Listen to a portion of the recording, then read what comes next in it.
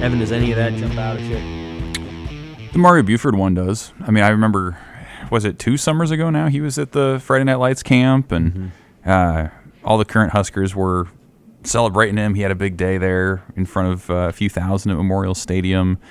Like, that's a guy that you would think Nebraska should get. I mean, he's a 4-star, legitimately a national recruit, and he's been to Nebraska many times. You mentioned his connection with his brother Marquise. Like, to me, that's a guy that you watch and you look at his recruiting process. I know for a while Oregon was in on it. I think Michigan State maybe is a factor too. Michigan State and Penn State are going to get visits from him, and Michigan State's serious. Okay. And Penn State's now come on a little bit, and Penn State produces good defensive backs. Like, I just think that's an interesting one to watch. One, because of the connection that he has to Nebraska, but then I think that's an early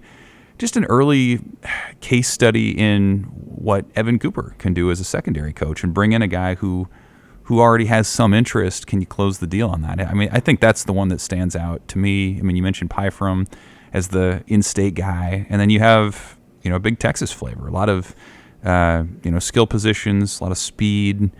And, June is such an interesting time, right? Because I think you put so much focus in the spring and getting guys in for these unofficial kind of tentpole weekends, and then everyone looks ahead to the fall for those in-season officials. But, like, this is the month where, to your point earlier, like, if you have a good official in June, you can get commits out of that right away. You can get guys to cancel officials later in the month and say, I want to be here. That's exactly. Especially on the front end of June when you have so many visits lined up. If you can make a good impression, it's a sneaky big time in the recruiting calendar, I think, that goes under the radar oftentimes. It's a good point.